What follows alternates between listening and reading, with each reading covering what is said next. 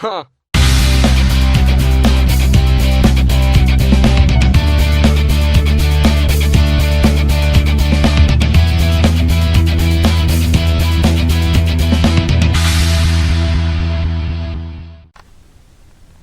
Hello everybody, Dane from Jonah Guitar. I got an oldie on the bench here, 1965 Martin 00018. This case is not as bad as it could be, considering it's 53 years old. Maybe this is the original case, I don't know. So I think the case might actually look better than the guitar, so let's have a look at this thing. It's not too broken, and you can see it's pretty dirty. It's had some interesting wear. I'm not exactly sure. I guess if you start strumming up here, you wear that off, and as you follow through, you wear that off. Or maybe I'm going to change hands with the camera. This could be tricky. I hope you took your seasick pill. Here we go. Maybe if you keep your thumb up here and finger pick, but that seems like a weird place to be. Anyway, yeah, I don't know. Either that or it's a really bad relic job and the guy put the wear marks in the wrong place. Anyway, the peg head on this thing, let me get over here and see if you can see that or not. I'm going to try putting a light on and see if that helps or washes it out. Yeah, that helps a little bit. And can you see the lacquer crazing in that peg head? That's actually, I think that's actually really cool looking. So I'm going to get it out of the case. I'm not going to try to do that while I'm holding onto the camera, and get it on the bench, and then we'll rotate the thing around and take a good look at it. So I'll be right back. Alright, so I got it out of the case, moved everything on the bench that was close enough to actually do any harm, although not that you'd notice. So it's in for an evaluation, and you can see right here, maybe see that right there and right there. I have to put my visor on to really be able to tell. They look like chips.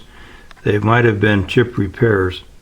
But while we're right up in there, take a look at the fret wear.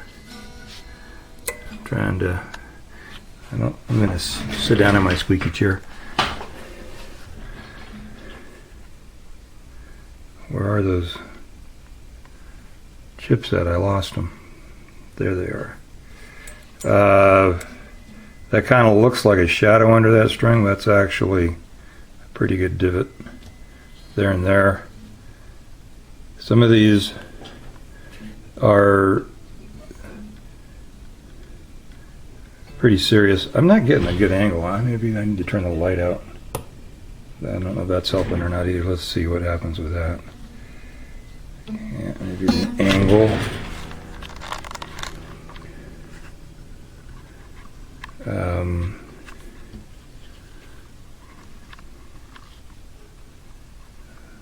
Too close to focus. This is some good camera work, huh? You can't, it's like when the strings are, you can kind of see the shadow and you can pick up the divot that way, but when you move the string, it's not as obvious. Maybe there's some worser. Alright, I'm doing a really bad job of this. Anyway, we got a lot of fret wear and a lot of fretboard wear. So owner's talking about fretwork, refretting. He's also talking about, remember there is no truss rod. You see no truss rod cover up here. You'll see no hole in here for a truss rod. If I can, I got my hand in the strap. There we go. Rotate the camera. No hole for the truss rod, or just no truss rod. It's a, well, excuse me, a non-adjustable truss rod. Martin, if you recall, somewhere they started in '85, I believe it was, and by '87, they were, everything being made was adjustable. So this just has a rod. I'm not sure about 65, if 65 had the little I-beam rod in it, or if they had the square tube, or what. If I end up taking the neck out, I'll know. That's the next thing, is that you can see over here that there is absolutely no, especially on this high E, there is no, look at the brake angle there, there is no saddle to speak of. I'll spit the word saddle out eventually. So very, very low saddle. I'm going to turn the camera off and grab a straight edge and see where we intersect the bridge at from the fretboard level, and give us an idea there. I am a little high here, although I'm going to go grab my string gauge, height gauge there, and see where we're at there as well. Yeah, so hold on. All right, the string height at the 12th fret, and you're not going to be able to read that, but you have to take my word for it. Both the high and the low E string are at 7/64ths, which is 130 thousandths. And so it's, without being able to take any more off the saddle, there aren't a lot of options at this point. I didn't, however, I don't know how, I need to check that. I want to see how much neck I've got here. Actually, I'm pretty sure I checked it before. I'm just eyeballing the neck. It's not like I can tweak it without a refret anyway, but so there's a little bit of relief in the neck. I think I'm going to have to get the stand and make this camera stationary. I was just thinking I could get better shots handheld, but hold on, we'll be back again. Alright, so now we've got the camera on a pod here, and we can check things out. I need to find out how much relief we have in the neck here. Now, obviously, if this were an adjustable neck, then we'd be able to just, if it's too high, we could just adjust the rod down. It looks pretty high. It looks pretty high, and if we could tweak that rod down a little bit, then we might be able to get this thing within a reasonable playability without doing anything. But because they're compression frets, okay, no adjustable truss rod means that when I refret this thing, I have to get frets with wider tangs and insert them in pivotal places. They're usually 5, 7, 9, maybe even at 3, to get the neck to flatten out a bit so that I don't have this much relief. So let's get a measuring implement. Alright, so we're going to go to kind of what standard, ballparking. I like to usually go less than 12 thousandths, but that doesn't, that's as a starting point per se at the 7. We're pretty wide there. I like to get the neck as flat as possible, typically. And then if I end up with a little bit of buzz, I'll put a little more relief in. So it's kind of this back and forth geometry thing to get the most playability and with the closest action. Okay, it looks like I'm picking that string up slightly. Yeah, just a fuzz. So that was 16,000. So I'm at about 15 which is, you know, if you use 12 as your go-to number, you're only talking 3,000, so it's not huge. But you know, if it were adjustable, I would pull it flatter than 12. I'd go down to around 8 and see if I got a rattle or a buzz at that point. And if I didn't, then I would be bringing the string down, you know, with it. And I might bring that string down a 64th up here at this point, you know, because when you talk about straightening the neck out, it makes a pretty good difference back here. So let's see where we're actually intersecting the bridge at. Get this big old fat flat bar. Oh boy, that's wow.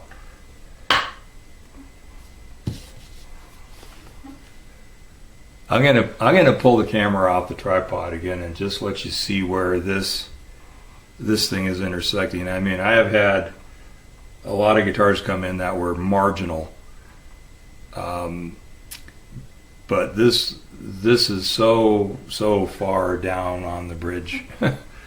It's okay. Oh, one thing I will mention before I shut the thing off here is I would not consider this a guitar that I would shave the bridge on, okay? Because it's a 1965 Martin, all right? I'm not one of those people that, you know, for myself that think, well, this is the end all, you know, guitar here, or pre-war Martin or what. If I could have that, I'd have I go by the sound and playability and all that kind of stuff. And a guitar isn't valuable to me just because it was built 53 years ago. I'm sure that that's some sort of blasphemy in certain circles, and I may be excommunicated entirely from the guitar world. But that's, you know, if it's a dog, it's a dog. I don't care when it was built. You haven't heard this guitar yet. It's actually, you know, I haven't run in. I should qualify all of that statement with, I have not met a 00 or a 000 18 that I haven't liked yet. Okay, there's a certain something about these guitars, and I'm sure that's why they are expensive and why they're heralded as a really great guitar. So all of that aside, just from being a responsible technician, I'm not going to devalue this instrument a dime by scrubbing this bridge, you know, taking any meat off that bridge at all. That's not the right way to fix this instrument. It has, and since we're still on camera, it has a lot of dip right here and a lot of fall away here. By the time I correct that with the neck angle, I'm going to end up with a buttload. Okay, that's the technical term. An absolute buttload of fall away if I were to glue the fretboard extension back down to the top of the guitar. So in this instance, there will be a shim, right, fat end down here at the sound hole to nothing up here at the edge of the body, to straighten that extension out a little bit. So, because that would just be, it's already got a ridiculous amount of fall away up here that looks really bad. So I'm going to turn you off, and I'm going to bring you back around here and get a good angle on this to show you where this straight edge is at. It's pretty heavily into the bridge. Okay, and through the magic of video, it's just a heartbeat away. And there you are. You can see that we've got at least, I'm actually seeing it better in my camera lens, over half of the thickness of that bridge. And just so to be clear, this is where it should be. Okay, it should be riding up there. And it's down there. So that's pretty serious neck angle problem. Okay. Yeah. Now let's get rid of that, and let's go wide. Now there are also cracks, and I haven't even looked inside the thing yet, but there are cracks in the sides. You can hear my fingernail catching. So there's a crack there, there's a crack down here around the butt, there aren't any cracks up here, at least none that I can feel. And so I'm gonna get in there with lights and see what else I can see. We haven't seen the back of this thing yet. So there is the back. And I don't see any cracks in the back, although I will inspect it much closer than I can with a hand here. You can see a hole right here, and either a piece of a bolt or a wooden dowel jammed in there to plug the hole. And obviously somebody put a strap button on the wrong side of the neck, because this would be the upside, and if you're going to do a button, you would want to do it on the bottom side, so your strap connects here. So whoever did that must have felt pretty silly, not to mention stupid. Anyway, feelings. I wouldn't call anybody stupid over a strap button. Stuff happens. This thing has obviously been played, or they sanded the neck down, but it's not an even enough wear. You can see there's finish on the neck right there, but it's worn down all the way up here and then all the way down here, and then you get back to having some finish on this neck. So the tuners have been changed. You got holes on top of each of these Grovers, and then you have the hole on the bottom. Now I'll have to take one out to find out if they got lucky enough to have one hole line up, or if they had to plug them all. So, yeah. Now I'm going to go ahead and flip it face down and have a look at the other side, the lower bout for cracking. There's definitely some, I'm sorry, I'm not looking at the camera. There is definitely some scratches here, but not cracks. There's a plug here, which makes me think that at some point somebody had an output jack or something in there, and then when they took that out, they put this patch in. And you got 3 sides out of 4 that don't feel bad. This side is high. I don't know if it's loose or if it was just not sanded out well. Got a couple places right here that are probably cracks. They're catching my fingernail, and whether they're cracks or just deep scratches, I can't be sure right now. All right, you can see that the neck joint is tight. Well, now I say that, and then I see here that it looks like, I'm going to try the light again. It might be, it looks like it's a little open right here, so maybe part of that situation with the high action is that this neck joint is pulled apart a little bit here. Anyway, it would have to be taken apart to be fixed anyway, so we may as well recommend a neck reset. All right, I am going to remount this camera on the tripod and get inside this thing